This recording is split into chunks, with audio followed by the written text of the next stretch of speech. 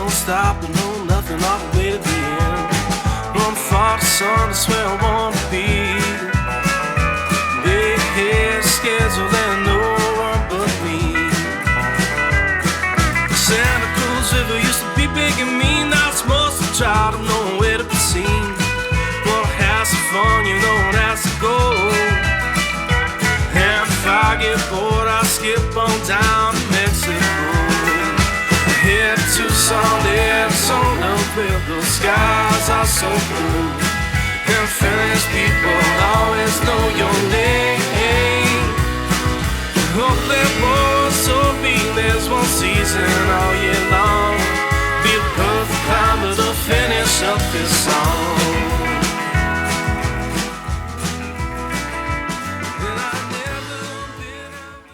And we are finally rolling. Woo! This is Laughs of Redemption, episode number 8 with MIkeBahney. This is my first official Laughs of Redemption guest. Welcome, Mike. Thank you. You're welcome. I am taking my headphones off because we've had a lot of problems with the sound, and it took us like an hour to get it going. So I am just going to take my headphones off and pray. Hopefully we don't clip. We'll be fine. I don't have a sound technician. I can't afford that shit. So I have to go with whatever help I can get when I can get it. And, yeah. So I met you at, we worked together at a spooky, what do we say? Spooky place. We met at a spooky place that shall remain nameless. Yes. But we work in a haunt. And it started off with you being my manager. And me coming in as Raina, the queen, the voodoo queen. Oh, that laugh. Oh, man. Yeah, I would like bellow it as hard as I can Hear down that anywhere. It's wonderful. Down the. I can't do it as much as I did it then. Those were the days. I can still cackle pretty good, but I just can't do it like as often. Like, yeah. But you were Voodoo Dad, right? Yep. I still get that from some of the kids that run around and know me, too. Oh, do you? That's cool. So, little thing about Laughs of Redemption is one of our popular guests that come around most weekends. They drive a couple hours in. It's a family. You know who I'm talking about? Mm-hmm. Isaiah. Mm-hmm. He made the logo for me for nice. This. So, for now, for the first logo, it's going to be what he made until I, evolve and come up with something else. The evolution of the podcast. Yes. Okay. So what do you got for me? What do I have for you? Yeah. I mean, we're here having some good samples of stuff here. We got... oh, that's right. Candied bacon, which is wonderful. Thank you. And I made that today. I'll tell you what, that is one of those... I couldn't stop eating it. Go-to things that it's good, you want to keep eating it, but you want to share it. It's hard to share. You don't want to share that. That's good stuff. Yeah, I tried it one time and it didn't turn out that good. It just didn't caramelize like it should have. It just... what did you put your oven on? Did you put your oven on was it low? I don't know. Sometimes it's sure fuck if I know. I'd used 300 degrees today. I went higher than that, so that's probably not a good idea. Ooh. I have notes. I wrote down some questions, so I had some sort of preparation for this. So nobody can see us, so we will maybe take like a selfie or two, just so you could see us when I put the slideshow with the audio.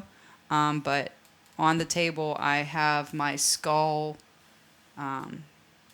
tapestry as a tablecloth I'm trying out for the podcast. Got the bloody baseball that I won in 2017. I think you gave that to me. Or 2018. 2019, I think it was. Oh, no. Maybe. 18? I don't think it was Maybe. 2019. Oh, no. Maybe it was 18. I don't know. I forget. 2019 was the year that shall not be spoken of. Because I can still see my signature on here, too, as my character. That's pretty cool. Mm-hmm. It even looks like a... You guys were giving those out as like a... Was it Actor of the Night or... Yeah, it was Actor of the Night, and this was from... Oh, it says 2019 on it. It does. Huh. Hey, I'm just looking at what I'm reading. I don't know. I can't remember. But these came to me. I work at another facility that these baseballs kind of come... You get them a lot. A lot. And I had the privilege of collecting a few of these and use them as little tokens of appreciation. Yeah, exactly. Yeah. And these things, kids ask for them all the time. You and I both know when you go to the ballpark with a kid, the kid wants a baseball. That's the best thing you can give a kid to. We give them out all the time. As long as it's not like in the eye or in the mouth. I got too many stories about that I'm not going to go into. I've seen... That's what it's all about. I've seen the worst I want to hear the weirdest, craziest story you know about somebody getting hit in the kisser with a football. Listen to me, baseball. When I say keep your eye on the ball, they don't mean literally. And the worst thing you could probably do is try to catch the ball coming at you as a foul ball with your hands in front of your face. It's coming in harder than you think it is. Yeah. Your hands can't stop that. Yeah. Excuse me while I take a little sip here with my whistle. So Mike is a whiskey and cigar enthusiast? Yes, you could say that. Enthusiast. Oh, speaking of which, I had something to show you. Have you heard I think it's called Just the Tip in South Park? I have. I think it's called that. Yes. The owner of that came into the brewery, and he gave me a card. I think I put it over there, but I was gonna show it to you or whatever. I've heard of that place too. There's also another place called it's in East Liberty. Just to open up. It's called Lit. I've heard of that. Another cigar bar. There's another one that a friend of mine owns called Blend. It's in downtown. That's who. Our friend Katie used to go to that one, right? I believe so, yeah. I frequent Rocky Patel Burn. I'm a locker member there, so we get some of the invitations to join in some private parties, and when Nish and Rocky come up for anniversary, we get to see them. And a lot of my brethren that we have a cigar smoking club, one of them has a mobile cigar trailer. Oh, cool. And he can go to any event, and it's called Ashes to Ashes. Okay. Shout out to him. He's Ashes to Ashes. You got to see this trailer. It's fully stocked. I hope those ashes don't crashes. No, they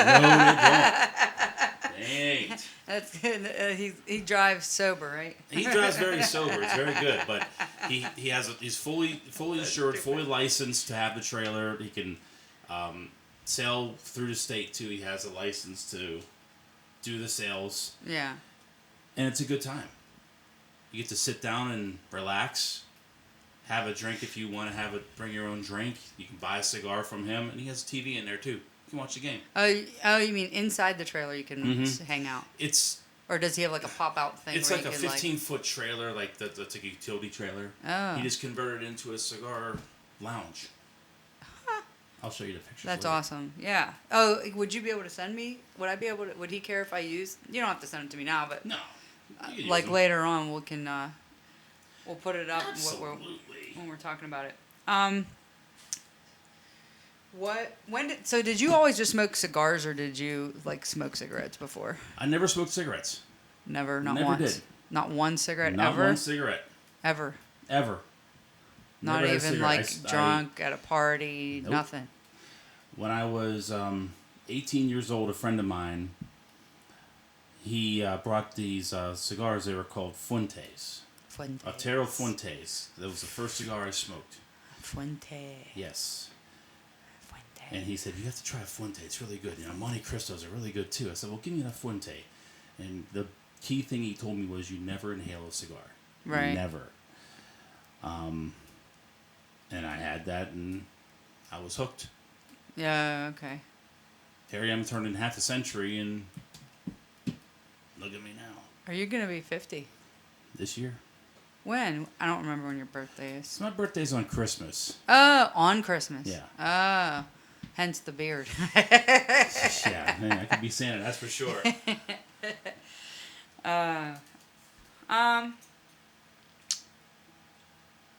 That's so. Then what about the whiskey? Whiskey was just an acquired taste. Yeah. So I'll give you an example. My dad and I, every Thursday we have dinner together. Okay. And we usually drink Crown Royal Vanilla and have whatever cigar is tickling our fancy. Right. I'm the one that picks out the nuances of both the cigars and the whiskey. He just does both just to have it. Yeah. So the whiskey really came over time, especially when I moved back up here from Virginia. Okay. Which was when? That was 2008. Okay. It was just downhill from there. Started learning Downhill? different things. Oh yeah. I mean, you don't go Like a up snowball downhill. Like, oh yeah. You don't go uphill not- with anything. You go downhill with this stuff. That's for sure. I guess, yeah.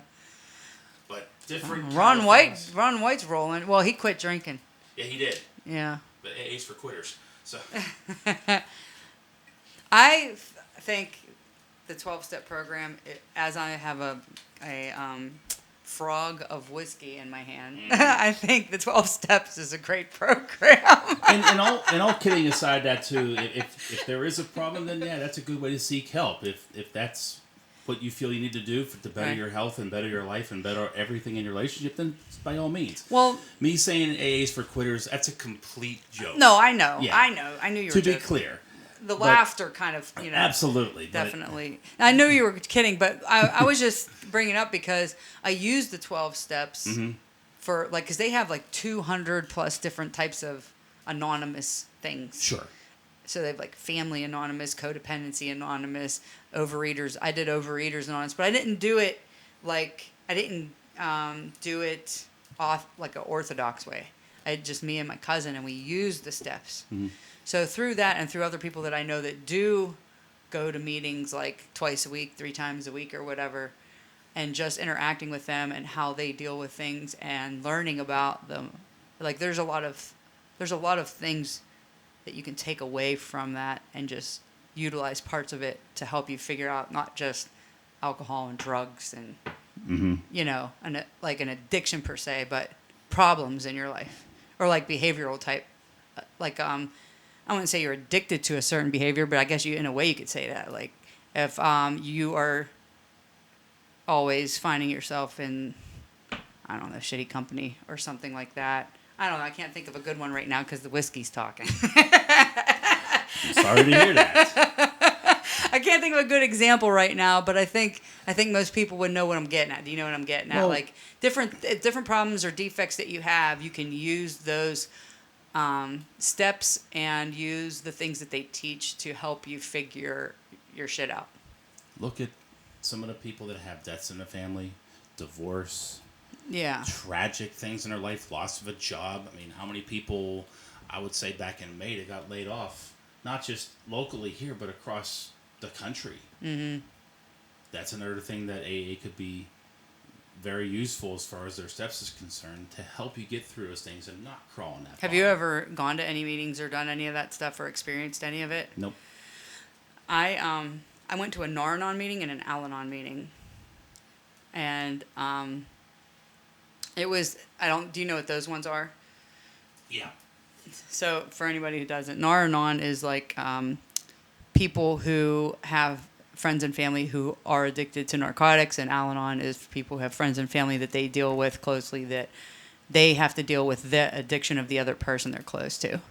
And that's basically a support group, but they use the 12 steps to deal with the things they're dealing with that person, even though they're not the one in direct connection with the addiction, but their addiction is more of a codependency type of thing, or like they have a hard time saying no, that they're being used, you know what I mean, and taken for granted and stuff like that, and it's like someone they love, so it's hard to like just some people you end up having to, I think they're teaching you more like to boundaries. Like how to adhere to boundaries is a big thing. Boundaries are big. Yeah. Been to therapy appointments myself, and they always say you got to set those boundaries. You got to stand on your boundaries and not go beyond them. It is very difficult. I've recently had some therapy too, I still do EMDR therapy, and I have like a talk therapist every week.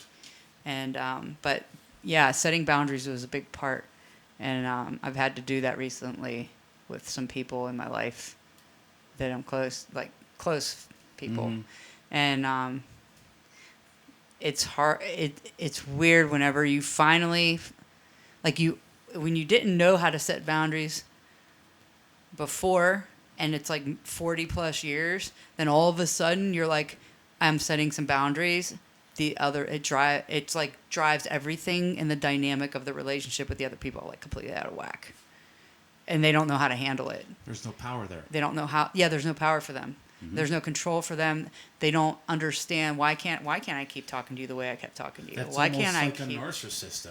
Oh yeah, 100%. That's the same kind. It's a of narcissistic traits. type of relationship. Yeah. Speaking of narcissistic relationships, quick plug.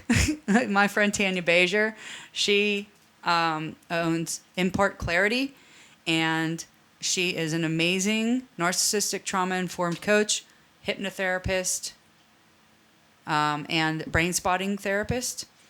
And she is just a joy to be around and a delight to work with.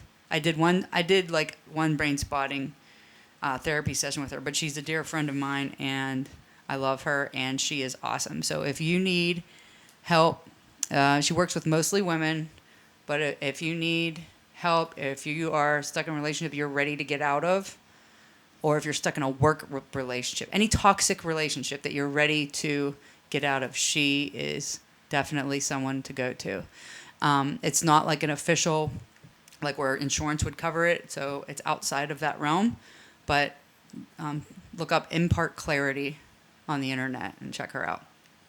Back to the podcast. What's next? Okay, so we talked. So the wine and we did the wine, or not the wine. Fuck. Oh my God. Oh, Wine's still good too. Wine's good. Go to Wine's the good. winery once in a while. But I get. Support your local winery. Yeah, support your local winery. Support your local breweries. Support your local businesses. Support your local podcast. You think you got it all covered there. And your local cigar bar. And your local cigar bars. That's right. Yep. Go get that cancer. No, I'm kidding. I'm kidding. Man. I'm kidding. Ugh. Well, alcohol can do the same thing. Yeah. All right. Weaken your immune system first, then go to the cigar bar. I mean, I got diabetes, so that should take care of it right there, too. Yeah. Now, let me just touch on Meanwhile, I offer the diabetic pie and candied bacon as a host. Look, I'm gonna pull this out right now. My insulin pump here. And Oh, there he goes. Oh, he's got a wire hooked up to his ass. See, look, I'm fine right now. What are you pumping out of that wire, man? Yeah, that's all my insulin. That's keeping me alive there. You know? My That's good God. stuff. That's good stuff. But, I mean, back in 2011, April 8th, 2011, Okay. I had a brush with death, and it was diabetic ketoacidosis, or what they call as DKA.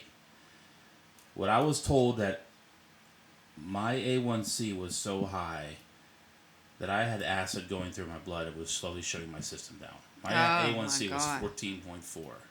In 2008. In 2011. Oh, 11. I'm sorry. Okay. And I had no insurance. My insurance just ran out, and I had to wait that obligatory 6 months. And so I had no insulin. I had no medications. I had no nothing. It was 4 months in, and I got sick. What were you doing the same thing for work that you do now? I was considered type 2 at the time. For work? Oh, I was a contractor. Sorry. But yeah, I was doing structural design. Sorry, I didn't hear you. I was a typist number 2. I was slightly faster than typist two types number of 1. diabetics. I know. Anyway. Go ahead, I'm being dumb. Go ahead. I had to go to the hospital. I was 190 pounds, thin as a stick figure. Oh, really? Could not keep anything out, including water. Went to the hospital, and I had a friend of mine. Her husband was an ER doctor, and he came to my room about 12:30. He's like, "Mike, I'm barely seeing anything. I'm tired. I haven't slept or anything." I was like, "What the? Hey, Eric, what are you doing here?" He's like, I work here. Okay, fair enough. And he told me that he was on rounds and he looked at my chart and he saw my name on there and he just said, Mike, you're lucky. You had 1 foot in the grave, 1 foot on a banana peel. You were checking out. Wow. He said it was so bad, told me everything was going on. And then I developed pneumonia and MRSA. So I was under a 10-day quarantine. You had pneumonia and MRSA. On top of my DKA. So top of the you talk about a body not having an immune system. DK1. DK none. You was about to be DK none. But the one doctor in there, I'll give props to the doctor that helped me out. Was an internal medicine doctor. His name was Dr. Weber. And the best description of him was my neighbor when he was visiting me, and he came into the office or to the hospital room I was in. Gave me the update on his rounds, and he walked out, and my neighbor goes, Mike, if that wasn't a sharp tooth, dressed rat, the gold tooth, I don't know what was. He had a 3-piece suit, dressed to the nines, and a gold stethoscope. Wait, who is this? Dr. Weber. Dr. Weber. And a lot of the nurses there say if he says something, he is pinpoint accurate. From a mile high. It's pinpoint accurate. Wow. In the medical field.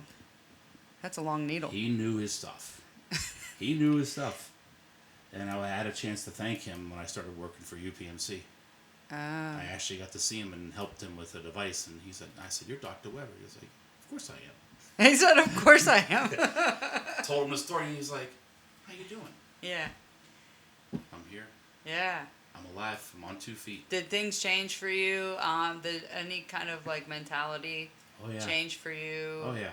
Why do you think I drink and smoke? Live every day like it's my last. I'm not promoting to do that at all. This is just me. Right. But I want to live every day like it's my last. So you get shit-faced and smoke it up. I wouldn't say get shit-faced. I wouldn't want to do that. But it gives you a lot of perspective on... You try to be careful with everything you do. Yeah. Look both ways. Put your turn signal on. Some people don't around here. Oh, man. That is an drive understatement. the speed limit, I drive for a living. That is an understatement. So, my mentality basically changed 180. Just, I'm not going that direction. He was doing math, folks. You should have seen him. His head went down. You could see like the eyeballs going back and forth under his eyelids. I did the whole Julia Roberts thing with all the equations and everything I was going through. He was like, what degree is that? Did the whole beautiful mind thing too. Square to the root of the 90 degrees. Pi r squared, no pi r round. Anyway. We're only batting 250. That's right. So, yeah, just... This is so much more fun when I'm talking to somebody else, rambling on by myself. It's not, I can do it. Mm-hmm. Yeah. But here we are. Yeah. Having good drinks, having good times. Thank you for coming here, and thank you for dealing with our technical problems we were having and not bailing on me. I appreciate that. Let's thank Kim. We'll thank Kim, too. Hey. We'll thank Kim. My wonderful skunk. It's her woman. Or his woman. Hey, I'm sorry. It's the whiskey. Yeah. Kim, it makes podcasting whiskey. Plus the reverb helps too, It's really good. Reverb. Get a little reverb here. So I won't do the headphones because it makes me sound like I'm like 100 points lower on my IQ. If that's even a thing. I don't even know how the scale is on that. I could just do it because I'm Polish, so there. Well, can you, like when you're hearing me in the headphones, it sounds all right? Everything sounds all right? It's like a quarter-second delay. Okay. That's really... But like the volume's still good and all that. We're good on that. Everything's fine. All right, little volume check there. Mic check one. So mic fine. check. That was my mic check. That was my official mic check. Hey, Mike. So fine. Yeah. All right. So, go ahead. I'm sorry. Where did we go? We were thanking my wonderful girlfriend Kim for me coming out and doing this, and this is actually fun. She went to my friend's house to do another podcast tonight. No, that was a while ago. Oh. May I plug that? Yeah. It's Yinzdram Yinzers, and when we finish our drink, it's cheers to Yins. Cheers to yins. Cheers to yins. Nice. And John is a great guy. We had to call him for little technical assistance too, and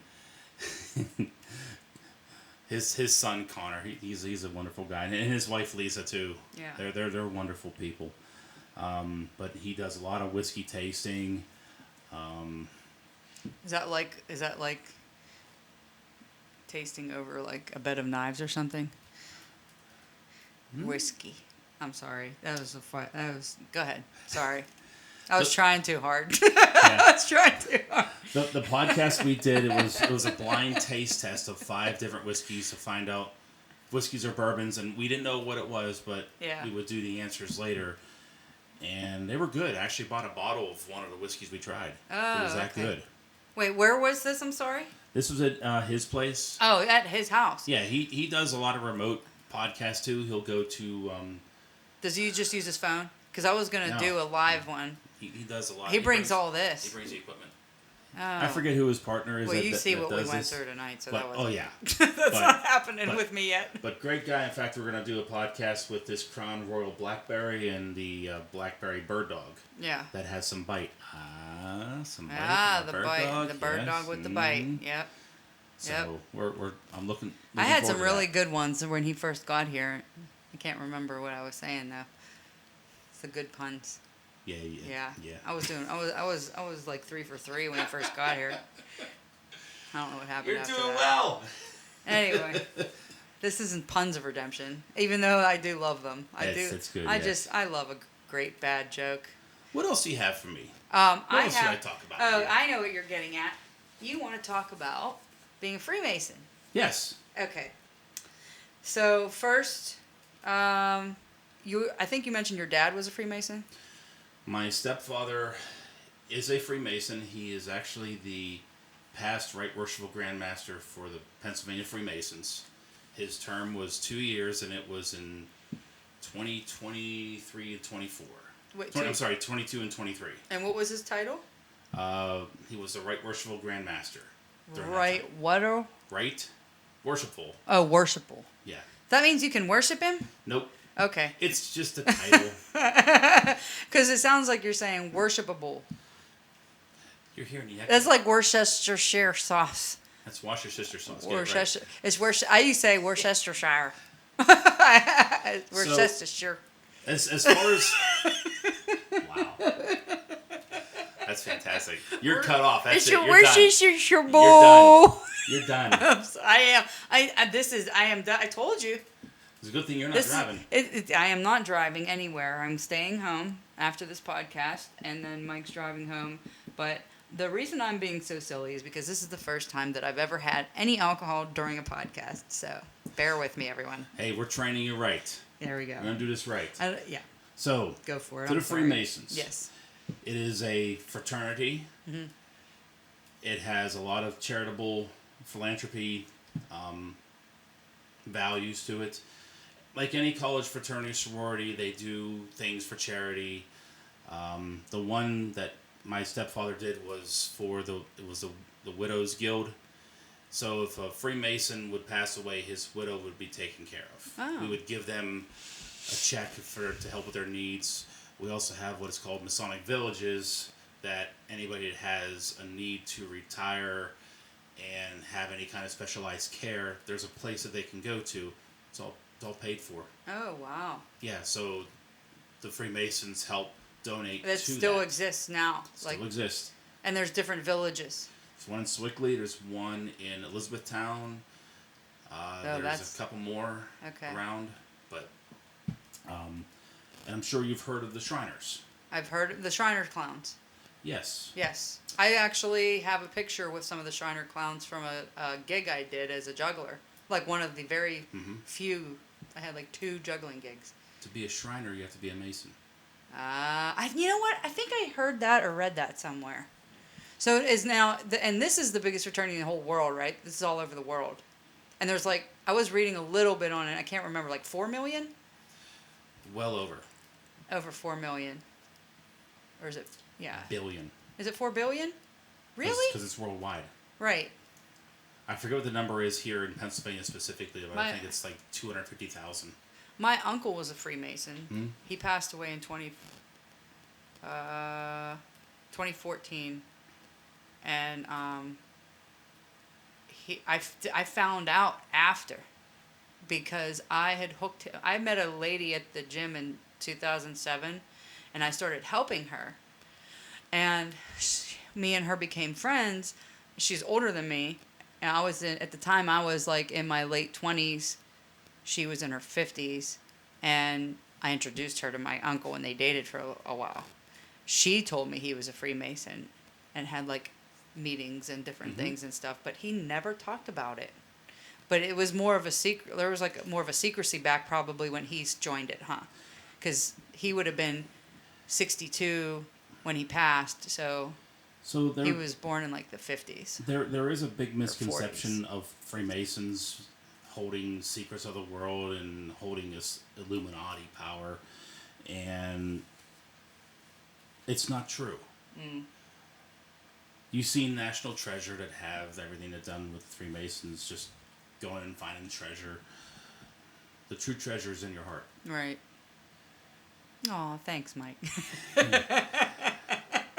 But if we were such a secret society, then why are we in a phone book? Okay. Right? But who are you gonna call? Freemasons. That's right. And there are women-sponsored. Is there a women's Freemason in New Eagle or in England? There is one. That's it? As far as I know, there's one in England, and that's where the Grand Lodge of Pennsylvania is based out of. Is we came from the Grand Lodge of England. Oh, okay. But we have our own jurisdiction. Is there like special like ceremonies, and do you have to wear certain clothing when you go to those ceremonies? When I was an officer, I was wearing a tux. You had to wear a tux? Like, was it a rule to wear a tux? Yep. That's a protocol thing. Yeah. Huh. My title, when my stepfather was Grand Master, I was the Grand Pursuant.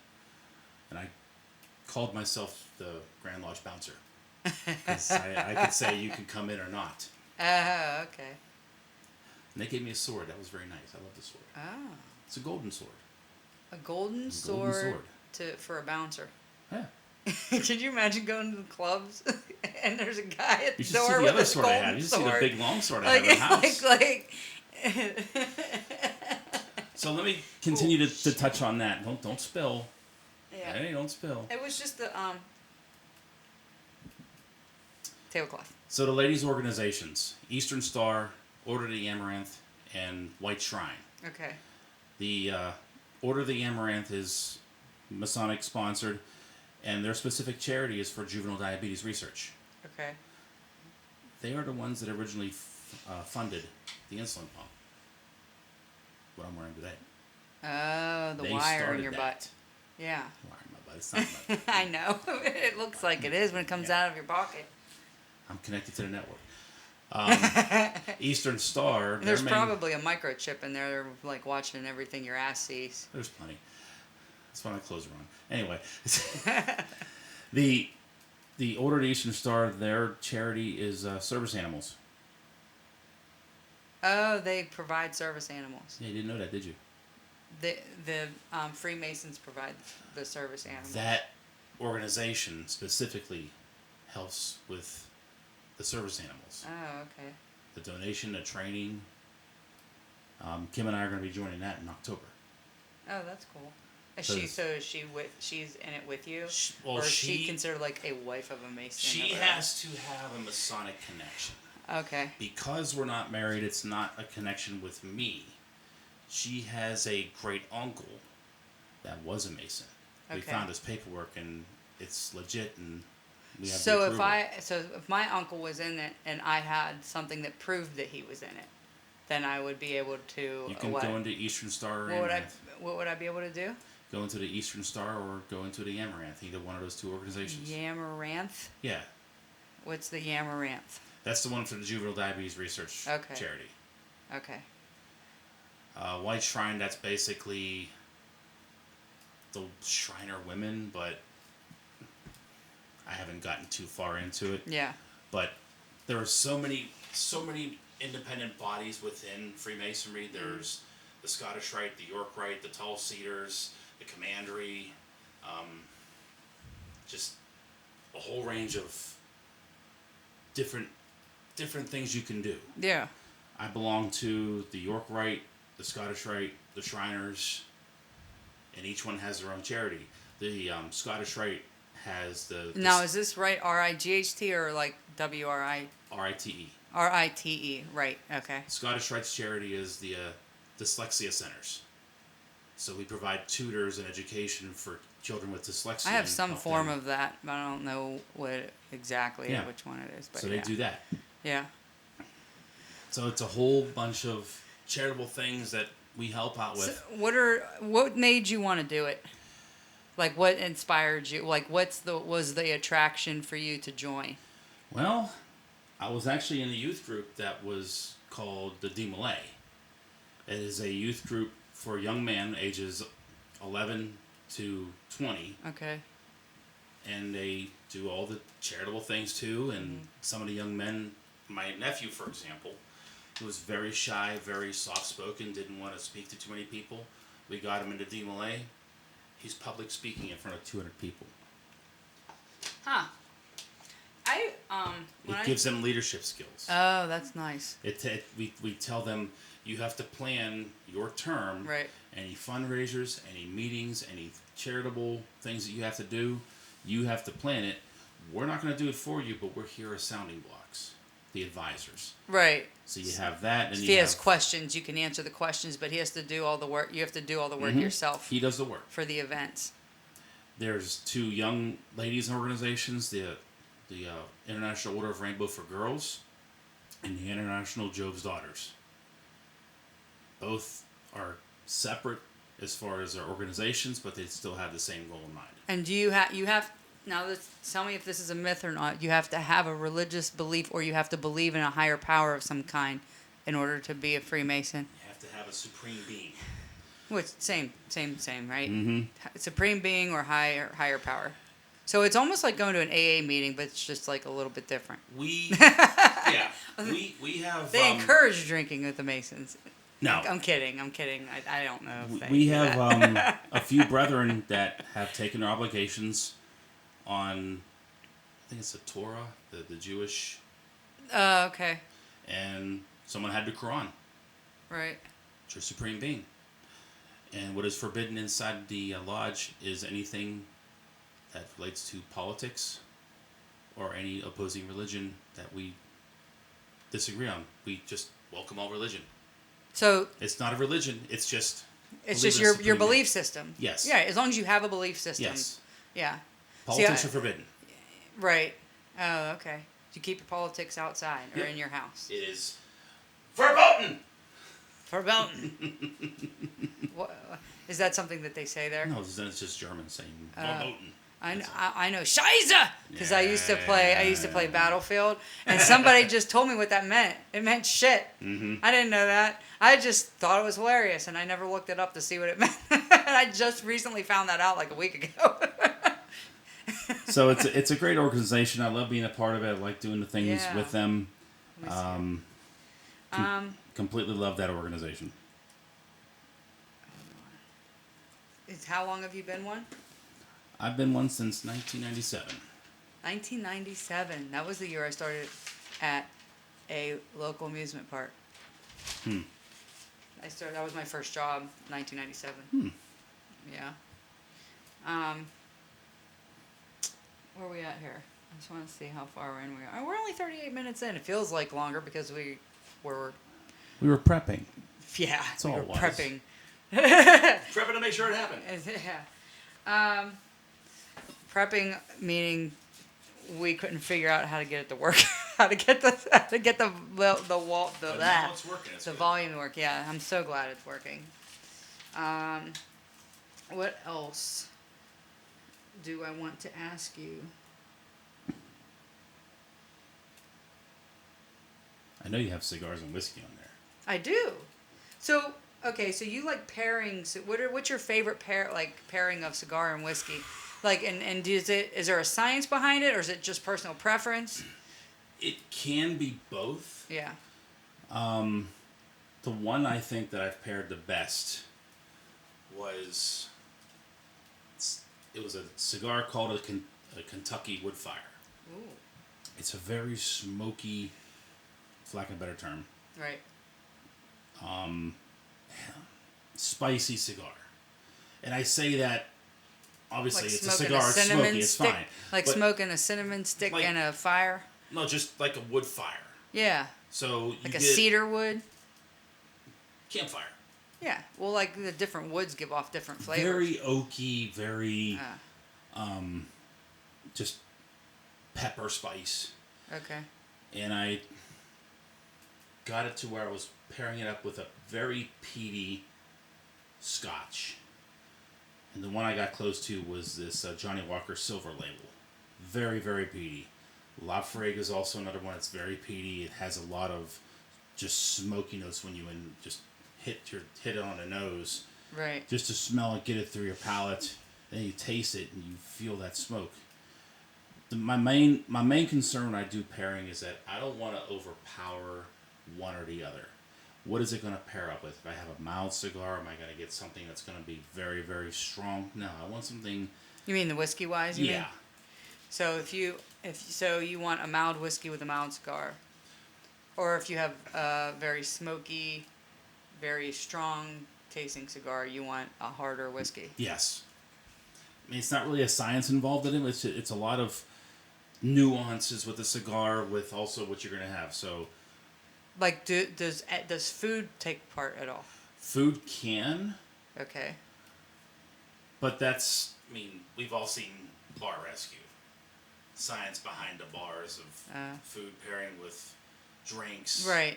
Well, like like red fat wine's content red wine's of good stuff, with yeah. with With steak, cheese and stuff. beef. Yeah. Now, I love a good port wine with a steak. Let me tell you. And then a good Maduro cigar with a steak, too, is... See, so you'll smoke the cigar while you're eating the steak? Absolutely. Oh my god. Because you So- still have that flavor that's on your palate. Right. And you take the cigar in, and you get that smoke on your palate, and you exhale, you still have that aftertaste, and it kind of meshes. Now, there's something that's called a reverse draw, too. You're not inhaling, but you inhale the cigar just in your mouth. You push your tongue to the roof of your mouth, and you blow out your nose, and that smoke circulates. But Without going down doesn't your go in lungs. What's it called again? It's called a reverse draw. A reverse draw. Mm-hmm. Okay. I use it sometimes, but when it's a heavy cigar, like a really full-bodied cigar, I Yeah. try not to do that. It burns. Yeah. I don't even like when water gets in my nose. Like when I go underwater, I haven't been in a pool in over a decade, but when I do, like I have to hold my nose if I like want to go like under. Like when I was younger and I would do like handstands, Yeah. they would be one-handed handstands because I'd be holding my nose with the other hand. I hate the feeling of that right in the back there where it curves, like where you get. It's all in your sinus cavity. And I just can't. It's just not for me. There was something I was going to ask you with. So is this all about taste? Is there any other benefit other than taste when it comes to like pairing anything with anything, food with it, or taste, really? it doesn't do anything for your I mean, it relaxes prefrontal me. cortex or anything like that? Like if you have a drink, it's going to make you relax. Yeah. This way... I'm a little too relaxed tonight. I'm Sorry. feeling a little. It's his fault. You blame me for that. I do blame him. for that. He was like, "Yeah, I can talk about Just whiskey blame me and for cigar that. pairing." I'm like, It's all me. all right, Sorry. we'll do it." It's But if you have a cigar that you want to smoke for maybe 30 minutes, 45 minutes, an hour and a half, right. 2 hours, you can do that. I consider that my time. 2 out like your me time, your cigar. See, I like.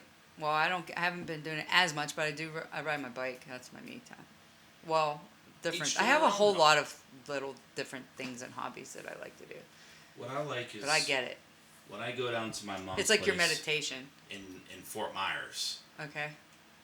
I have a cigar. I put my music on. I have my drink. look over the lake. Oh, that sounds wonderful. I would like to do that just with or without a drink. Every person needs that. I'm sure you would agree with this too. Every person needs that little bit of solitude. Wherever it is, whatever your favorite place is, wherever you go. Yep. You gotta have that get away from me time. Let me just, for lack of a better term, I haven't been able to contemplate the glorious works of creation. Yes. Yeah. Chill. Nature. Just and be out in nature and see, look at something beautiful. And I have not been riding my bike as much as I want to this year. I've been going on bike rides with my dad once a week since Father's Day. Minus like maybe we missed like 2 weeks so far. And then I went on a couple, like I was going on a few by myself, but like life has been so busy. And prior to this year, like last year, I didn't mountain bike so much. And I was working a lot. But I'm telling you, 2020 through 2022, oh man, I'd do it all over again. There was such a huge changes were starting, and I got into playing guitar, got into mountain biking, and I was dealing with a lot of stuff. Like I think my PMDD was being overreactive with what I think was like perimenopause, like the pre-menopause. And because I was just like crying all the time, and like it was just bad. So I was doing things to take care of it, but the mountain biking and the biking would help. And I have days where I'm completely indecisive, and I'm running around in circles, and I'm frustrated, and I'm overwhelmed because every single thing that I need and want to do is going through my head, and I can't do it all. And then I would just stop and say, I'm going for a bike ride. There was a lot of times in like between 2020 and 2022 where I just would stop and say I'm going for bike, or I was going for bike rides just naturally more often, and I would go out in the woods, and if I like a lot of times I was by myself, and I would just let a nice cry out, man.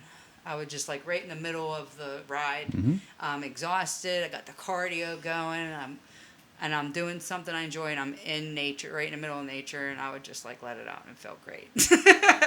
And then, you need that release. And then the other thing I started doing was, which I haven't been doing lately, but I want to start doing again.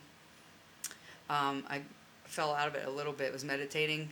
I was starting to meditate a lot more, and I would go to South Park sometimes to ride my bike or walk or jog around like where the gazebo is.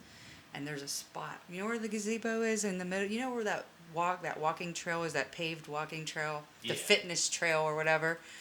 And there's the little pond and a gazebo. There, like right where that gazebo is, there's like a couple, halfway around it, there's like stone steps. I would sit in the grass right at the top, stone step right by the gazebo, and I would just sit there. And the one day I remember very clearly, I was just sitting and I would meditate. And I'm meditating, and I would listen to these affirmations that I found.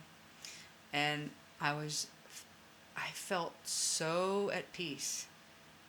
I felt so at peace.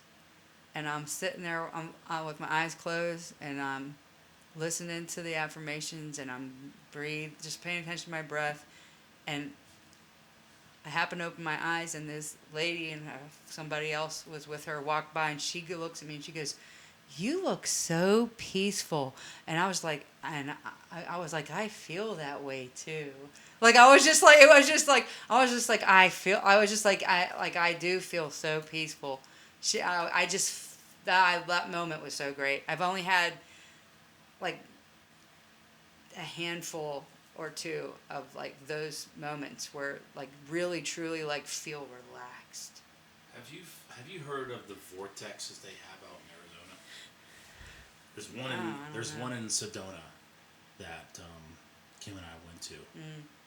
I don't get to go to too many places because I can't afford to go by myself. But it's just one of those places that they actually marked was one of the vortexes, and you go there and you feel such energy there.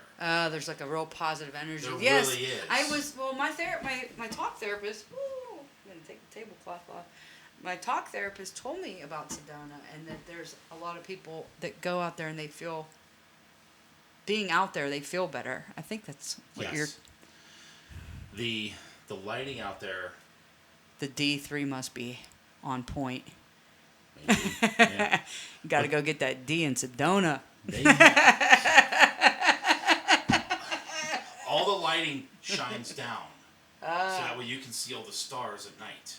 It's part of the city's ordinance that you can't have the lighting a certain way or have things too bright.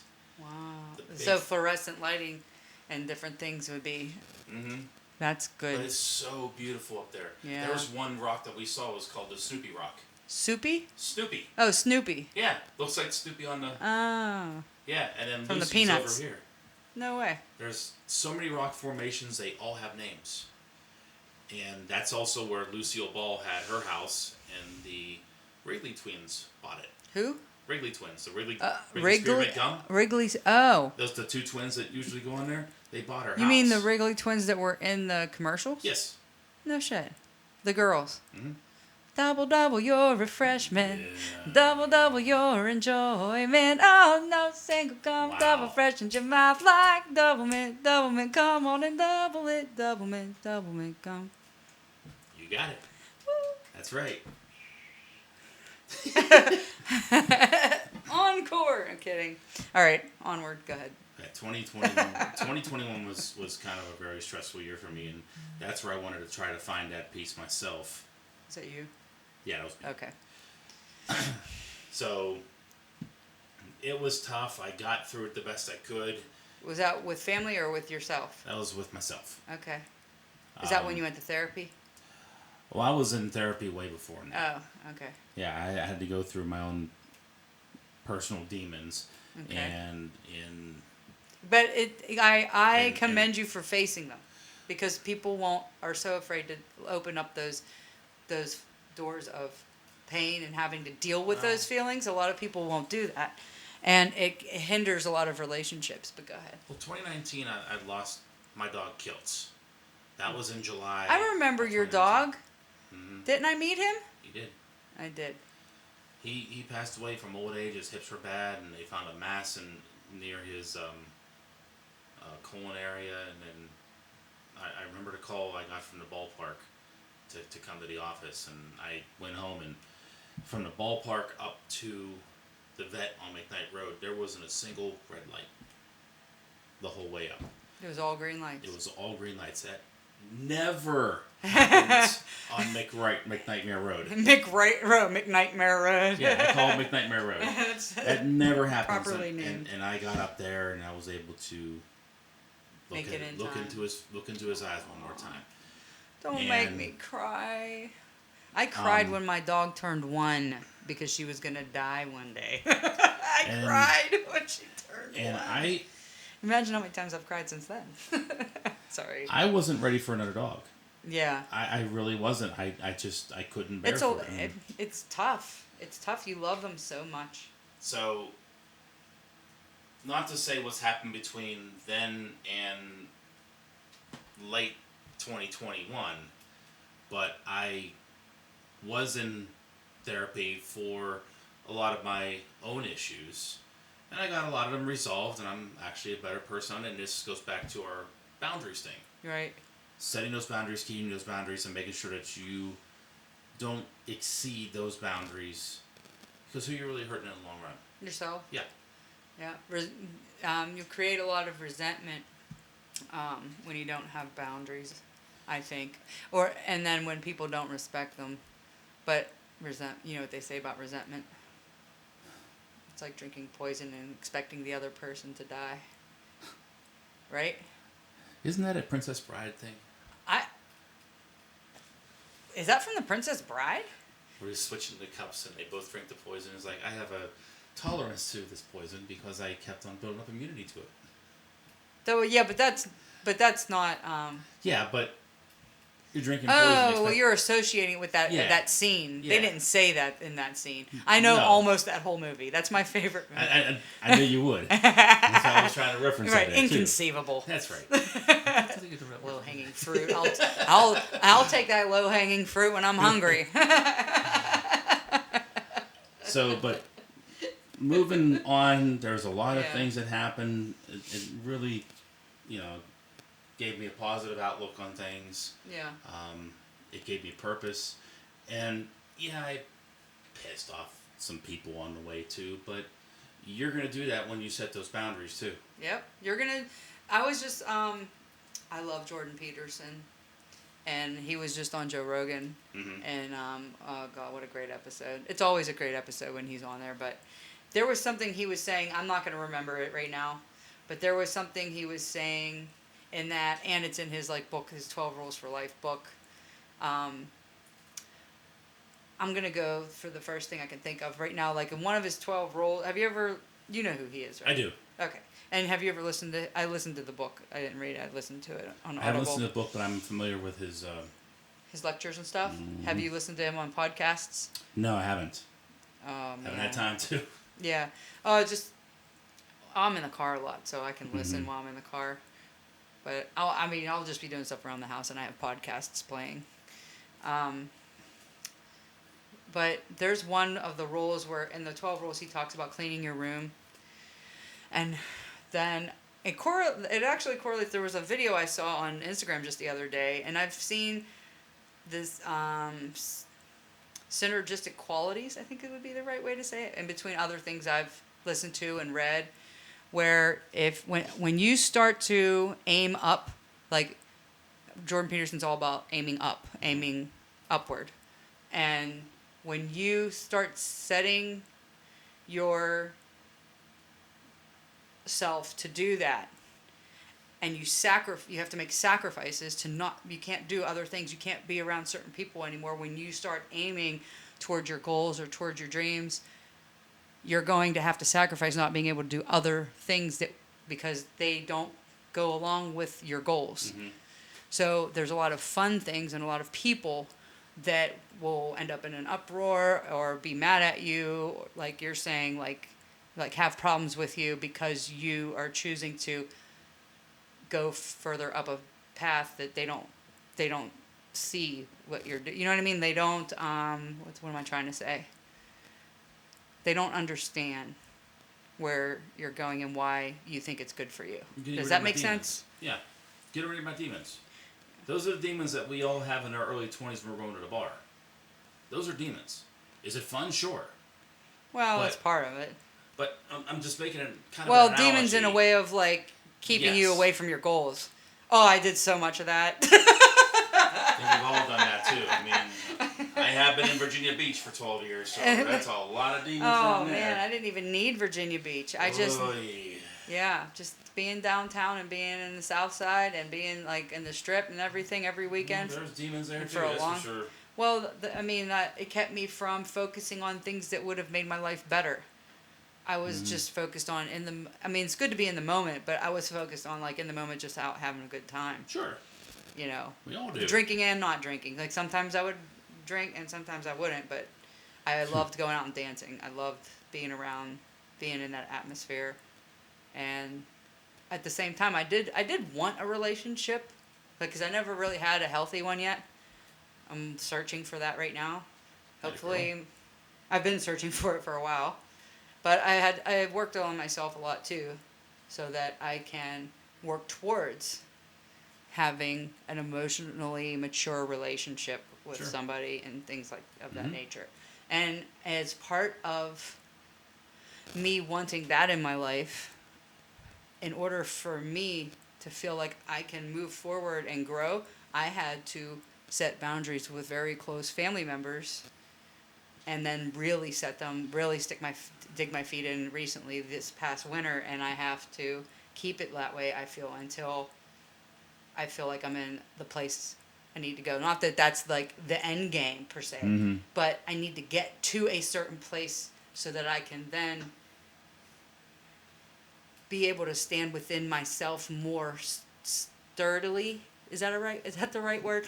Be more sturdy within myself and be stronger within myself. Be rooted. So, more rooted with that. Thank you. Yeah, and not let the words and behaviors of the people around me who don't understand that seep in too quickly. You know what I mean? Affect me too fast. So, I don't know if I'm making... Am I making sense? You are making sense. Okay. Is she making sense with you, podcast listeners? Definitely not making dollars.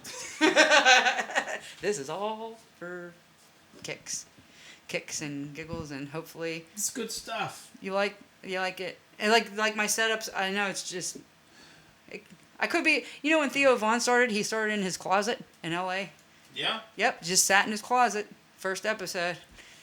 I love him. You got to start from somewhere, too. You Yeah. don't have to have the fanciest... Right. I'm sorry. You don't have to have the fanciest of anything you want. You can't just have the golden mic on here. You can't have all the beautiful headphones and the setups. You just gotta go very basic. All right? Yes. Okay. Oh, was that an impression of Trump? No. Okay. No. I was like, sort of, but no. I was trying to figure out No, where that you was were going. impressions of the teachers on a Shady Side Academy. Oh, I see. Connor, put that $20 bill down. That's dirty. Only hundreds. Oh, Only where hundreds. the rich people live. Yeah. I see. Okay. Dirty. Yeah, I'm unfamiliar. Oh, God. I'll All tell my you what, travels. Though, I'll tell you what, though. I have a hot... Yeah, if I was graded on my credit score, I'd be sizzling fucking flaming hot. Damn. Yeah. That's good. That's what I tell people. I might be like a 6 or a 5 or a 6, but on paper, I'm like a fucking 10.5. Look, to have good credit right now, too, that's pretty good. I mean, You can be poor. I'm just an example of how poor you can be and still have great credit. You just have to pay your shit. You That's just all have you to. gotta do. You use credit and you have to just keep paying. pay your it. bill off. That's it. You just have to Pay keep it paying. off. And I don't even. I've gone up and down with debt, but I've always eventually paid that shit off. I just paid my car off. Woo. All right. That's a good feeling. Keep that title close by. Yeah. But that. Okay, so we're going to. It's been a little over an hour. So we're gonna wrap it up with some rapid questions. Oh shoot! How's or is there something else you'd like to talk about? Oh no! Let me prep myself right now for Is there- the rapid fire. Well, here. they're kind of rapid fire, sort of. They're just some random, just fun questions to ask.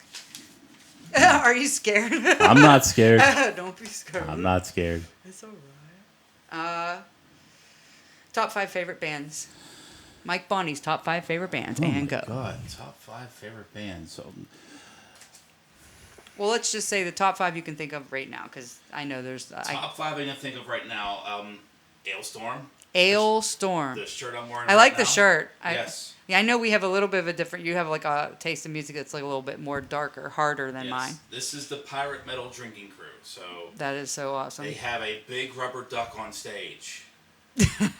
Yes. Oh, that's... They have a big rubber duck on stage. I just came to That Pittsburgh sounds fun. recently too, and it was just nothing but a party. The first time we saw them was in Silver Spring, Maryland, and the venue had rum punch that they could make for you. Oh. We were so hammered too, and it was I would such go a to that good because I love time. pirate shit. Yeah, but this, I mean, it was all like pirate songs. I mean, they would interact with the crowd. The one song they made you row on the floor. So. Oh, like Miami Vice. Or not is it called the Miami Vice? Remember that old Yes, the I'm showing old my age. wedding song, the old wedding thing? What that- is it called? That. The Wipeout. Yeah. I know yeah. Well, I'm what? Oh, you said we're not that far apart in age. No, not I know really. it because my mom knew it. Mm-hmm. We did it at weddings when I was younger. Second band. Yeah, look that one up, kids. The Wipeout. Second band. It's a band I've been listening to on and off recently too, and it's called Windstorm. Windstorm? Okay. I'm sorry, Wind Rose. I'm sorry. Wind Rose? Wind Rose. 2 separate words or one word? It's really 2 words, but they make it one word. Wind Rose it's called dwarf metal. So these guys act like the olden day fantasy dwarves from the mountain digging. Yeah. Yeah. Do they fight the pirates? The Ailstorm? No. Wind Rose and an Ailstorm. Yep. So you got a pirate metal band. You have The dwarves. the dwarves, and then the next one, segue into that, we have the Viking metal band called Amon or Marth. I love Viking shit. I want to get the compass tattooed to me. The I need your help for the spooky place to get the beard. braided on like I don't know when. Do like 2 braids or I something? want to have 2 because it's too short here. You can't really Yeah. grab too much, so at least you can do. We can do 2 there, or we could do like 2 like twisty things and a braid in the middle. Yeah. Yeah, we can make it feng shui. we can feng shui your Viking beard. Just get all you have to do is get like a couple examples, and then if you might need like a beard oil or something, so I can smooth it out and while I'm braiding it or twisting I'll it. have to see if I can find some. I was thinking like twists for the sides. Okay. And then a braid in the middle. Or, I don't know, something like that. And then you need gum bands or the little black. I don't know if I'm doing Albano shit. The little black. Plasticky. I could so do Blue Albano too. What is it? What? Captain Lou Albano from Captain the Lou. old school WWE. Oh. Yeah. Okay, wrestling fans. Yeah. I grew up watching him. I grew up watching Hulk and Undertaker and Jake the Snake. Yep. My dad met Jake the Snake and his snake. He met Hulk Hogan when he used to work for Baker and Taylor Video. I go back to Bob Backlund and Bruno Sammartino. I don't know. The legends. Tony Hinchcliffe is a huge wrestling fan. Have you ever Super gone? fun snooker. There's a local. Do you ever go to local shows? No, but I have a friend that does local shows. Chuck Lippert. Chuck does those shows. Jessie's her name. She's the unwilting flower. Does she? Is it with Chuck's The unwilting company? Tatiana. That's her name. Unwilting. Unwilting. Unwilting. So she's the flower girl. Oh. She used to work at the ballpark with me. Oh. Huh. Really good person. Yeah. She's phenomenal. She's quite the entertainer. Yeah. Yes. Did she take dance and stuff, or did she play sports when she was younger? Not sure. I didn't really know her too well. Other than, hey, you wrestle? Yeah. Nice. That's cool. Yeah, Prospect Pro Wrestling. That's our DJ at our spooky place. He does that. He hosts those shows. He produces them. The other bands. I'm gonna go throwback here. I went to one of them. It was amazing. I mean, I'm not like a super wrestling fan, yeah. but I was very entertained. Yeah. To say the least. So wait, we only got 2 bands. We get 3 because I'm 3. on Okay, the third one. the Viking one. Okay, Yes. and how long have you liked that band? Probably about 5 years. Okay. I finally got You've a known chance about to see them. Okay. They're pretty good. 2 more. Slayer's are always a go-to for me. Do you listen to anything else, or is this always metal and like hardcore stuff? It's mostly that, but I mean, I do have a piano podcast, or not podcast, a playlist that's all concert movements, all from piano. Oh, like all classical stuff? Mm-hmm. Okay. I'm very versatile in music. I can listen to anything. But it also depends. But your go-to is... Yeah. If I want to have a nice, soothing drive through wherever it is to music, but if I'm coming home from the Pirates game, then it's Ronnie James Dio, I Speed at Night. So... Yeah, that's kind of like when I was working at the local amusement park when I was trying to get out of there, I would put Luda on, move bitch, get out the way. That's Kim's mom's song. I play that when she was picking us up at the airport in Arizona. Yeah, then move bitch. And the last band, there's so many to choose from. All time, who do you think is like the best? Who's the best for your life? Who's the best? Iron Maiden. Iron Maiden. Listen to Iron Maiden, baby. I love that song, and I didn't know about it until 2017. How can you not like somebody that is the front man of the band, that has a doctorate in music, is a fencer, can fly jumbo jets, 777s. What does that have to do with music? I'm kidding. Go ahead. He flew the band himself in its own plane. And he's a world class fencer. I didn't know any of that. Yeah, he's a world class fencer too. Hence Iron Maiden. I mean, wouldn't that make sense to name your band Iron Maiden if you're if you do fencing? If you're a fencer, a fencer, is that what they call it? Are you a fencer? Or a Yeah. swordsman? You could be a swordsman, yeah, but fencing is the sport. Right, but if you are the person doing the fencing, are you a fencer? Is that what that's called? I got something here. I got something. We want to sell it now. Let's sense it now. Yeah.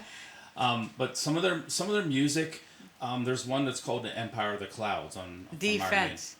From Fencer, defense. Never mind, go ahead. I was going to go down that road. Yeah. The Empire of the Clouds is basically a story of the R-101 airship that crash landed in France. And he tells the story of how it started, how they're going, and then what happens. And this is... It's a big story.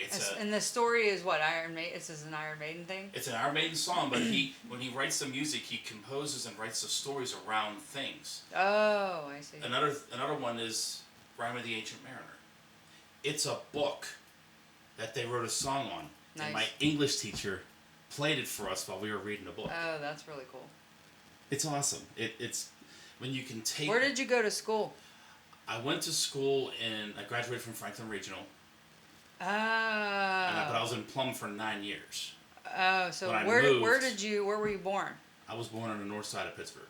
Okay, in which town? Right in the heart of the city. Okay. So I was literally a In the heart of the city. stone throw away, literally, from Oliver High School. Oh, okay, Oliver. We played them in high school basketball. That was my very first high school game. And they're no longer there. Oh, yeah. It's just Nothing. it's a building. Weren't there colors like orange and brown or something like that? Yeah, I think so. Yeah. So there's your 5 bands. So 5 bands. Sweet. Happy song. What's your happy song? I know there's got to be more than one, probably. Most people say there's more than one, but first one that comes to your mind that just pumps you up, gets you happy when you hear it. Yeah, that's a tough question. I have more than one. I I lots have of more them. than one, but how do you pinpoint one song? Well, you can come back on again. We can do another episode. Yeah. But just, what's one of your happy songs? We'll say one of your happy songs. Breathing Lightly from Anthrax. Breathing Lightly from Anthrax. Mm-hmm. I don't want to get flagged by YouTube, so I can't play it. I mean, maybe I could play like a tiny little bit of it, or you can put it on your phone. Yeah, the lyrics are it's about am I doing the right thing? Okay. Like questioning your choices. That's interesting. See now, am I doing the right thing? Whether or not I'm making the correct decision, am I doing the right thing? Oh, I see. So Like whether I take it as a morality song. You're right. Do you do the right thing, A or B? Well, that's a decision that you have to have in your head. Like when you're. Yeah, it's there was something else I was listening to recently that touched on this. Like, you could. Are you making the right decision for the right reasons? Mm-hmm. Or are you making a decision that feels right because it's fulfilling your personal wants and needs? Oh, I'm shedding. What the hell? He's shedding. Look at that. Look at that. It's all great too. Could thread a needle. My God. Needle in the thread, gonna wind up dead. Can't say that. I'll thread it out later. With long, stringy beard hair. We won't be braiding that one. Nope. All right. All right. Happy song. Me? No. Well, what is your happy song? Well, I have a lot, but See? I asked that question to a lot of people. I'd like to hear what they have to say, but I always know that there's going to be more than one, especially if you like music at all. Yeah. I would tell people that the one I have to pick. Oops, sorry. Oh, that was my table. That the one I have to pick first is "In Your Wildest Dreams" by the Moody Blues. Okay. There's a little story behind it. And that story is I was in Florida visiting my friend Jen, who's passed away a couple of years ago, 2 or 3 years ago.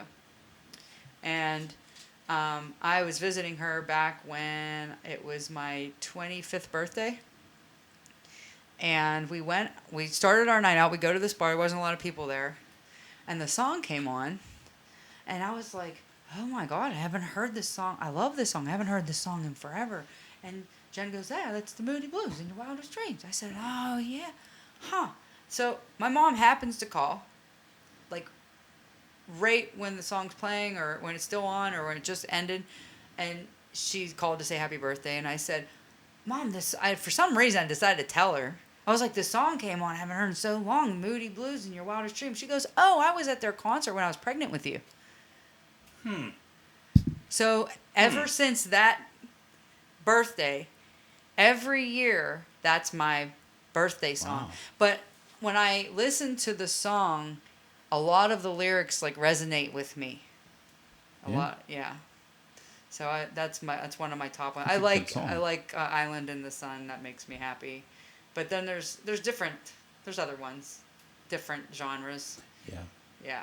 But I'm more mellow than you are. I'll tell you what. You are. I know you are. I'm more. Which yeah. You know what I've noticed though that I admire about people who love like harder sounding music, and like my friend likes Korn and Slayer and what's the other one with the S? Slipknot. I used to call those friends my Slipknot friends. We used to party every weekend for a period of time, long time ago. Anyway, I noticed that a lot of times the people that can listen to that music and it's like peaceful to them, or like makes you happy, you know what I mean? Like you seem there's like something about like you have more of like some kind of calming, more stoic-ish type. I'm like emotional, you know, and I'm real sensitive.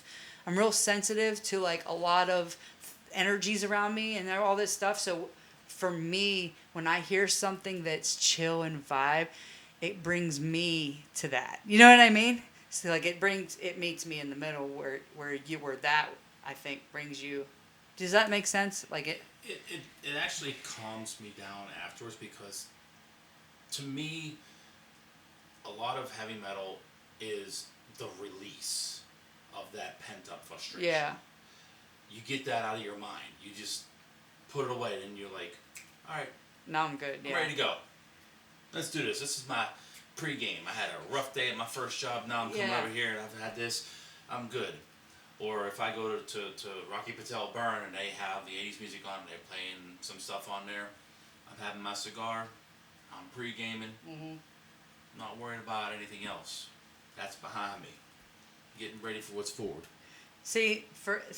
I have moments like that where I like a lot of hip hop does that for me. Or one of my big songs that I like gives me a lot of energy is Dragula by Rob Zombie.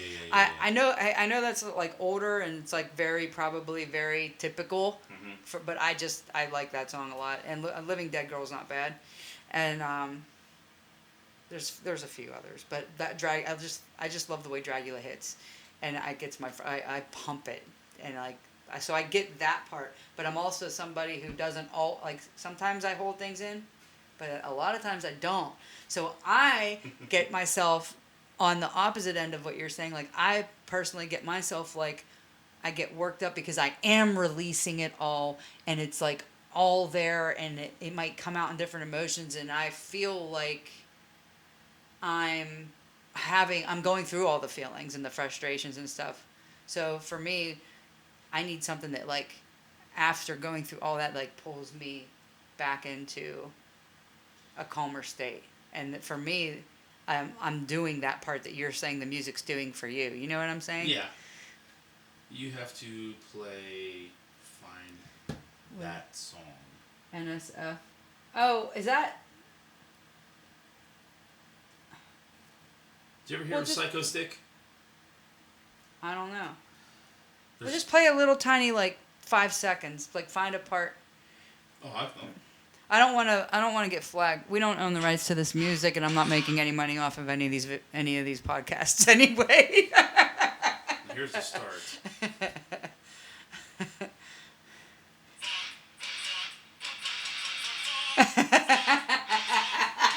I do that on my own. I did that earlier today.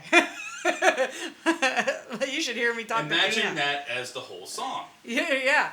I actually, whenever I was younger, I used to say, eventually it's just gonna be a straight curse words through all these rap songs, like because they started cursing, and then there's an example. So it's just the same, yeah. But it's a parody group. I like that I like that short song. You suffer. Mm-hmm. I love that. What is that? Hold on. Let me see if I can think of the group. It starts with an N. Does it start with an N? Can't think of it. You know what I'm talking about. It's literally less than 2 seconds, that song. But it's like, you suffer. And that's it. It's just 2 words. Can't think of it. Napalm? Napalm something? Napalm Death? Is it Napalm Death that sings that? There's a band that does that too, so it might be. That's what I mean. That's the band. That's what I'm talking about, the band. It's like a heavy metal band. You Suffer? And You Suffer is, I guess that's what it's called too. Can't find it. Anyway, continue. Just Google it. Okay. Give me one of the wildest stories of your teenage, early 20s. Like something that was like, I can't believe that just fucking happened. To me? To you, around you, something you witnessed or were part of. I got just the story. Okay. This happened to my brother.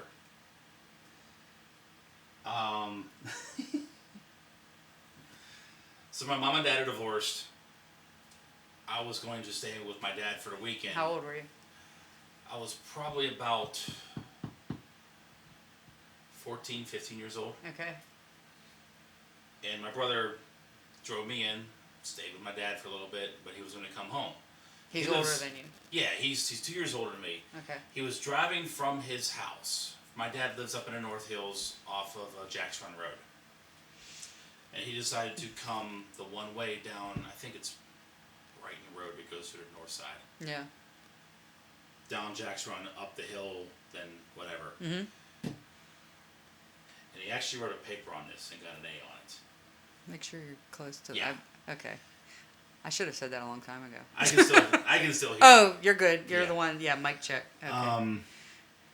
So he wrote this story, and the teacher's like, "This is too much to believe." He goes, "It happened."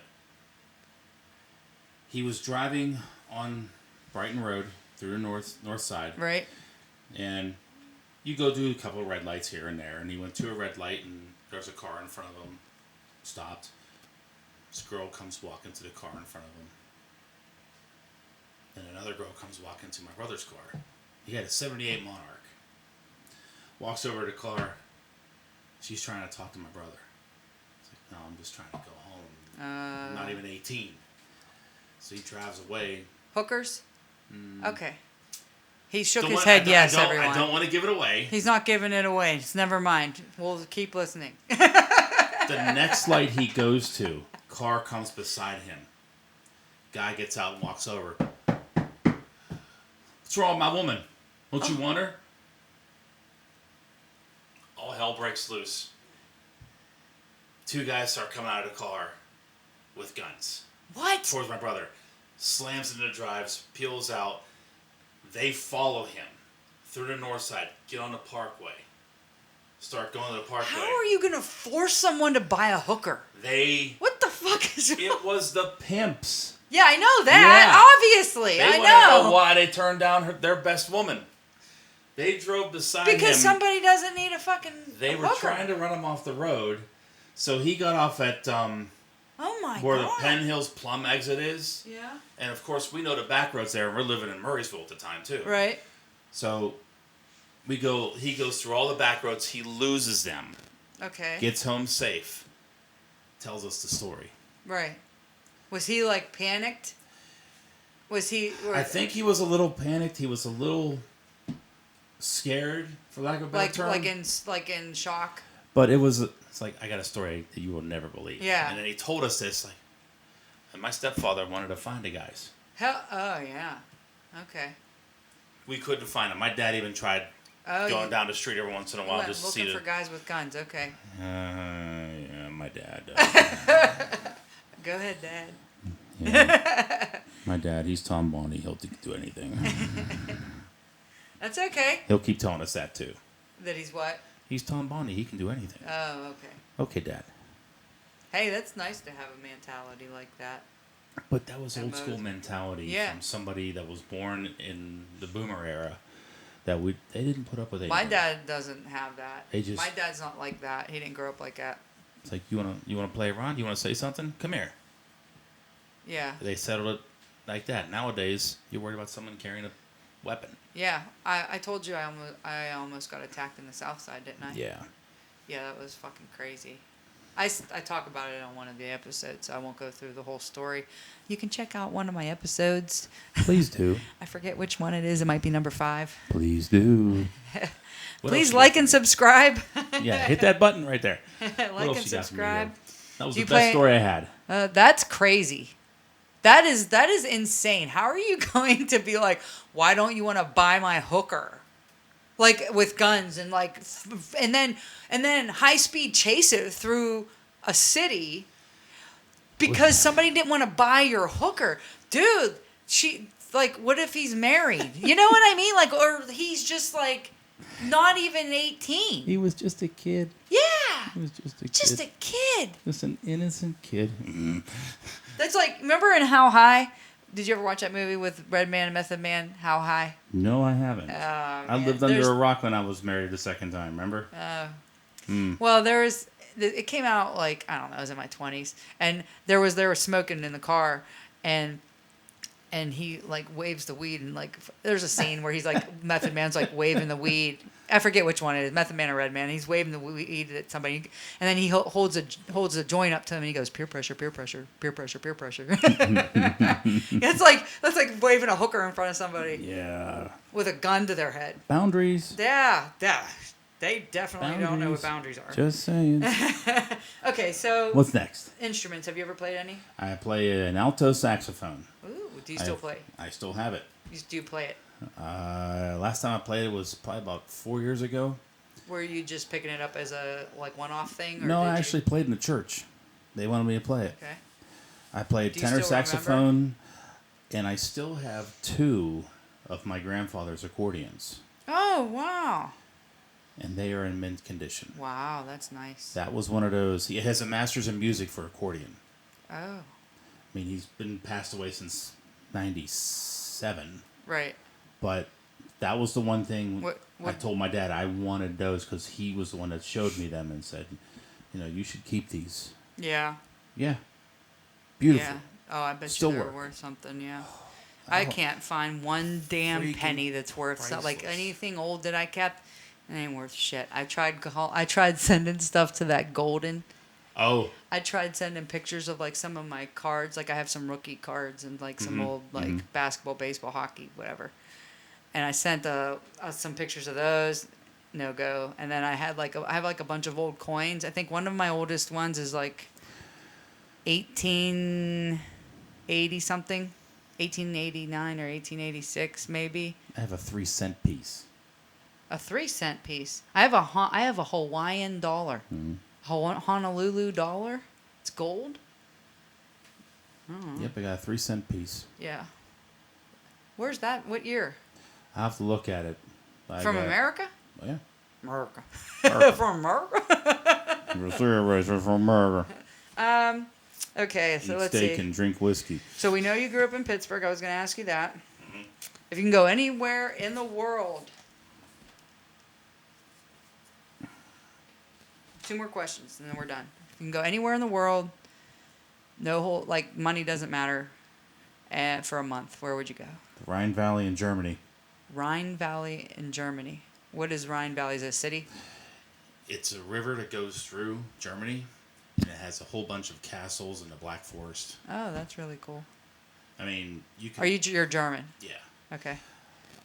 I could choose Italy. I can choose Ireland. You're Italian, too? Nope. Oh, just German? I was raised by Sicilians, so Yeah. So I know the hand signals. You were raised by Sicilians. Because my mom's mom was remarried. So my grandmother, she got divorced. Her husband, her new husband, was Sicilian. Oh, I see. And he had a height as a Sicilian too. He was like, strong as hell though. Yeah. He was one of 6 in Angie. I could be on my knees and still be taller than her. But she can make a mean sauce. Oh man, I miss my I always go down there and get downstairs in the smoke-filled room and it's like, hey, what are the numbers? Is he gonna write the numbers today? Oh, the numbers? Right, yeah. They used to write their numbers, yeah. Oh, I forgot to play the numbers today. They do stuff like that.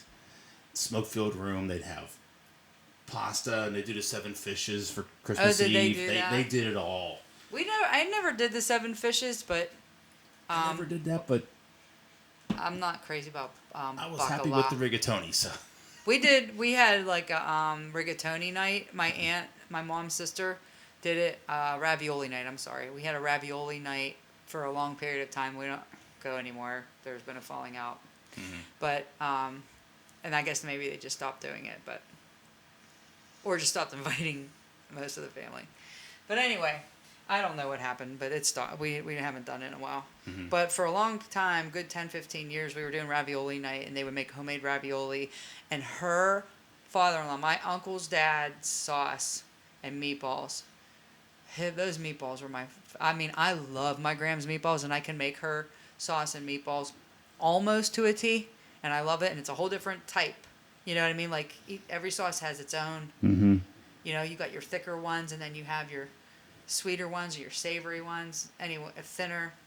But those meatballs were the fucking best. They mixed ground pork and ground beef to make those. I know that part, but I don't know. They never gave me the sauce recipe. But, what was I going to ask you? I forgot. There was something else I was going to say. Did you write it down? No, there was something I was going to say about the Italian thing, a Sicilian thing. That you were raised by Sicilian. You said you were raised by Sicilian, so you kind of like have that just by association. There's no such thing as too much garlic. Yeah. Yeah, in my book there kind of is. Her mom made sauce last time she was here too. Yeah.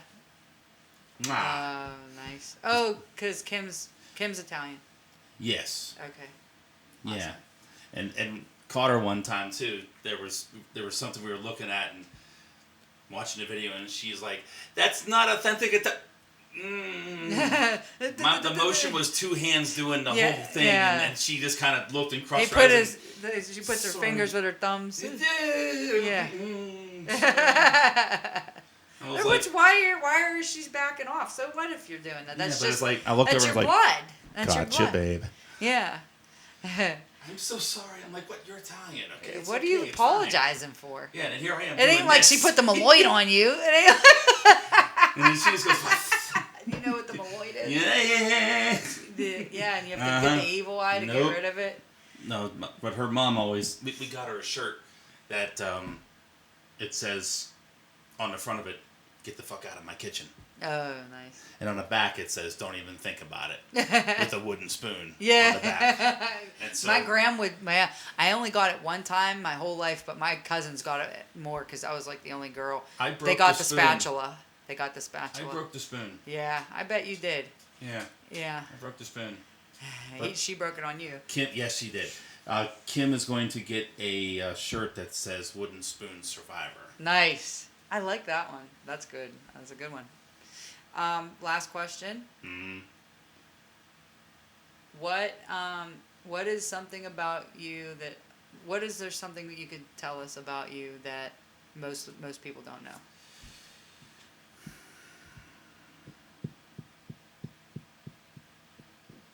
I'm pausing a little too long for this. I don't want to give you dead air. Oh, that's okay. Oh man, something about me that nobody else really knows. This is gonna go out on the airwaves too. My God. I have 11 subscribers right now, so if I get popular, by the time I do, this episode will be very old. Well, I'm hoping that you're gonna get popular by the time we get here. Well, yeah, I'm not looking to get too crazy with it, but I would like it to be able to like. I heard that. Oh Mm-hmm. There was a loud boom outside. Oh my God, I hate when that happens. I don't know what that is. That happened again. That happened just a few weeks ago, and it triggers me. Well, that triggering too. We had a couple houses blow up over in Plum. One recently over at. Is that where you're at now, Rustic Plum? Ridge? Yeah, I'm in Plum now. So you're not that far away. I was thinking you were further away. I was in Allison Park. Right. That's where the house was, and I lost it in a divorce. No. So, but there's something that a lot of people probably don't know. maybe. Well, people, two divorces. I'm kidding. Two What? divorces. Wait a minute. Mm. So you were married before? First marriage, I was her married in name already. '99. I got divorced in 2003. She was 12 years older than me, and wow.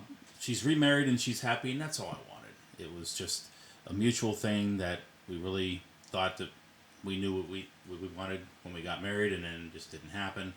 And got married in 2012 and was divorced in 2020. Well, 2023 technically was the official. But you were gone like 2 years before that, right? Yeah, and the only thing I hope now is that she's happy. I lost the two dogs that we got. They were Shelties too, and I miss those dogs. I'm a Sheltie lover. Probably one of the smartest breeds, short of maybe a border collie or. No offense, Bina. Yeah, or a lab. Yeah, no offense. Sorry. But I just love the way they are. My dog Kiltz was my rock. Yeah. He was there for every painful time, every hard time, every good time, and I always told him that he was never, ever going to die alone. Yeah. And I was there to the very last minute. Yeah. Oh, you're gonna make me cry. But the one thing that I will say is that you see all these things that are being posted on Facebook about, I am the not dog on there crossing. right now. Yeah, Thank God. and that's good that it's a cesspool right now. It's just. I'll be in there. I'll be from September to January. Mm-hmm. Maybe and then I get out. But whatever you do, no matter what animal you have, Yeah.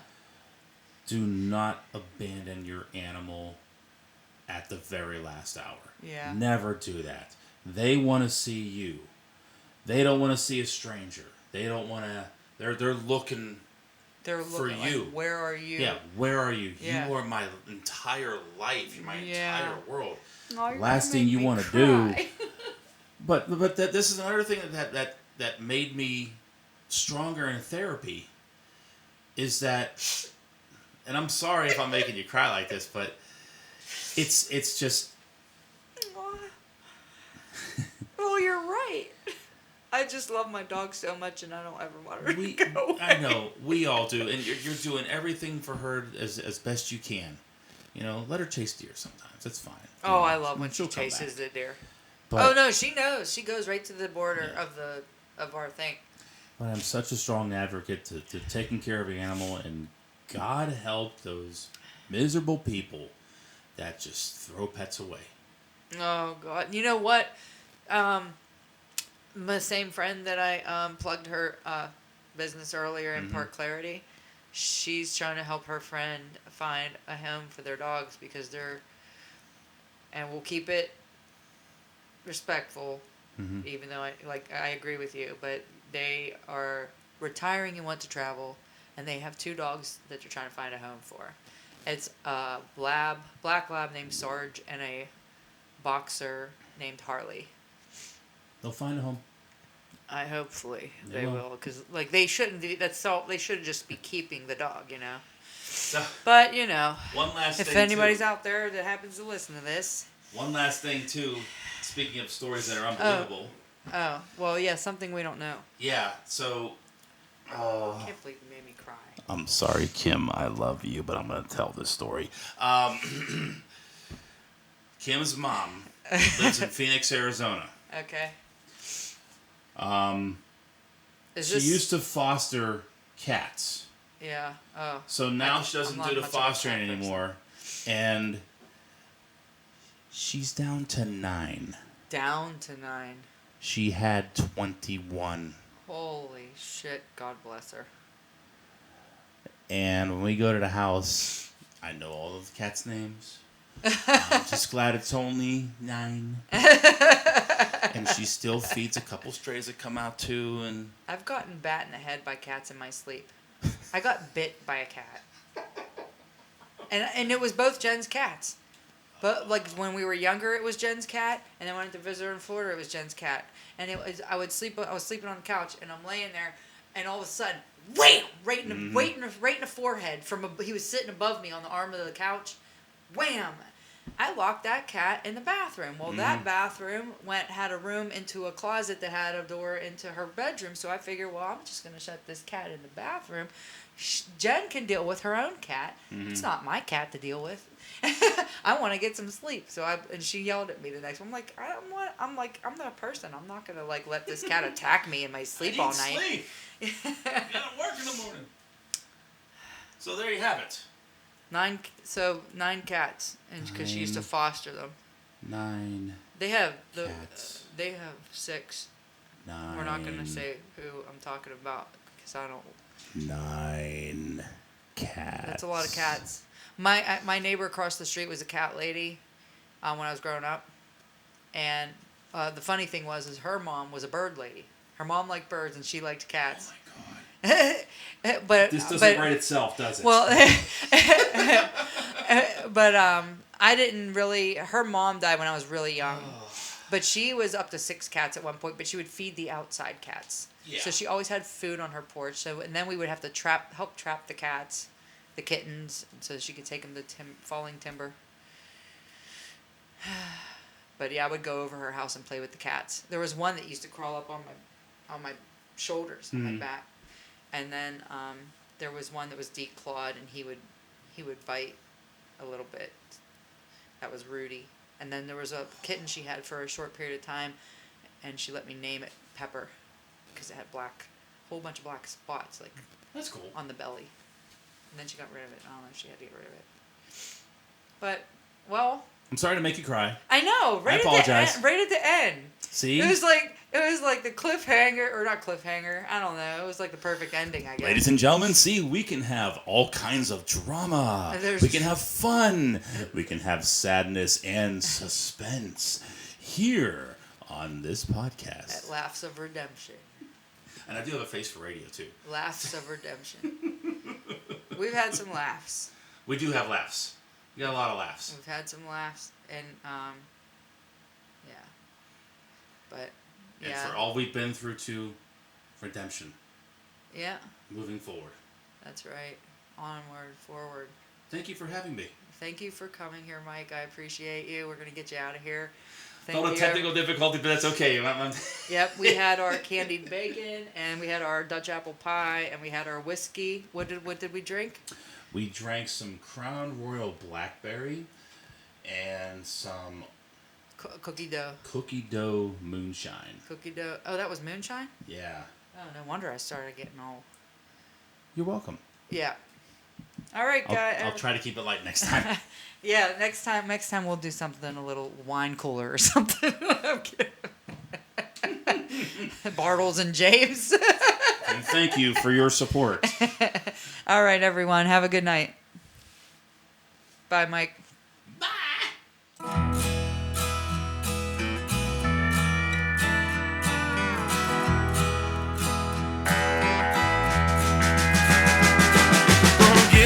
Car driving over 10, no stopping, no nothing, all the way to the end. Run far, son, that's where I want to be. Way ahead, schedule that no one but me. Sun's awful intense, monsoons are wet, but that sure ain't enough to make me wanna leave yet. That's an orange desert, all we're calling my day. Like the lonesome whistle of an old steam train. Yeah, the Tucson air is on the whip, the skies are so blue. and fearless people always know your name. Hope that boy once told me there's one season all year long. Be the perfect climate to finish up this song.